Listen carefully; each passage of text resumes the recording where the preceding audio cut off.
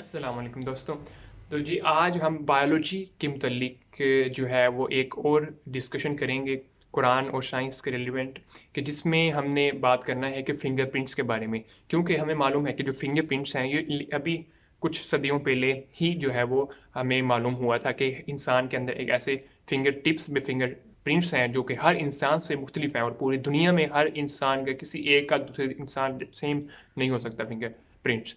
तो इसमें ये तो हमें कुछ सदियों पहले पता चला था, लेकिन कुरान पाक में 1400 साल पहले इसमें इसके बारे में बताया गया और इसकी जो है वो 75 नंबर चैप्टर और वर्स नंबर 4 में जो डिस्कशन मिलती है, वो अल्लाह ताला हमसे कह रहे हैं कि yes indeed we are able to reconstruct his fingerprints, यानी क़यामत के दिन हम इस यानी कि इंसान को उसके फिंगरप्रिंट्स तक जो है वो दोबारा यानी क्रिएट करेंगे, दोबारा बनाएंगे। ठीक है, तो यहाँ पे फिंगर टिप्स हैं और हमें मालूम है जो फिंगर प्रिंट्स हैं वो फिंगर टिप्स में होते हैं। ठीक है, तो ये 1400 ईयर्स पहले इसके बारे में बताया था और आज जाके हमें मालूम है कि फिंगर प्रिंट्स जो हैं वो हर इंसान के डिफरेंट होते हैं।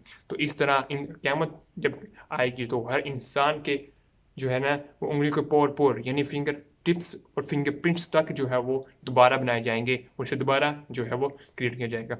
तो इस वीडियो का यही मकसद था कि आपको समझाया जाए कि कुरान पाक और साइंस जो है वो एक दूसरे से बिल्कुल मुख्तलिफ नहीं है, बल्कि एक दूसरे के ही यानी कि हामी भरती हैं। और अगर साइंस इस काबिल नहीं हुई कि वो कुरान पाक की इस चीज़ों को डिटेल में प्रूव भी करे तो वो फ्यूचर में हो जाएगी। और अगर आप वो शायद वो गलत भी साबित करिए तो फ्यूचर के अंदर जो भी ऐसे कॉन्सेप्ट हैं जो कि इसके नहीं फिट इन बैठते तो वो इंशाल्लाह फ्यूचर में बैठेंगे। और हमारा ये काम है कि हम कुरान के रूह से साइंस को डिस्कस करें, ना कि साइंस के रूह से कुरान को। क्योंकि अगर साइंस के रूह से कुरान को डिस्कस किया तो हमें बहुत सारी चीज़ें जो कि आज साइंस कुछ कहती है कल को कुछ कहेगी, तो फिर हम यानी कि ये बिल्कुल ही प्रॉब्लम हो जाएगा। क्योंकि कुरान जो है वो एक लास्ट अल्लाह ताला के आखिरी आसमानी किताब है जो कि अब इसके बाद कोई आसमानी किताब नहीं आनी। तो ये क़यामत तक के लिए हमारे लिए हिदायत का सरचश्मा है। और हम जैसे कि 1400 ईयर्स पहले अरबी जो है वो लिटरेचर, अरबी की जो लैंग्वेज थी वो शेर व शायरी वो पीक में थी, और जब कुरान पाक आया तो इस पीक को ही ख़त्म किया गया थ्रू कुरान पाक जो ग्रामर थी।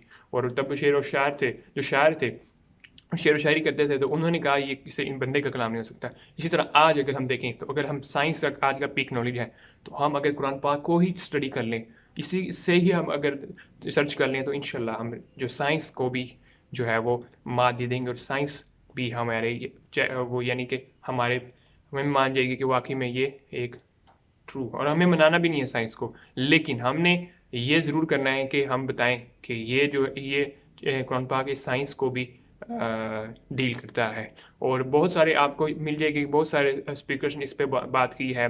साहिल दीन हो गया, इंजीनियर मोहम्मद अली मिर्ज़ा, डॉक्टर इसरार में भी उसमें उनकी भी होंगी वीडियोस, और डॉक्टर जाकिर नाइक जो कि साइंस और इसके जिसे बोल के मौलाना वहीदुद्दीन खान जो सबसे ज़्यादा माशाल्लाह उनकी जो रिसर्च है और अनबिलीवेबल। तो ये यानी कि उन्होंने भी इस मतलब कहा है कि हमें इस तरह देखना चाहिए।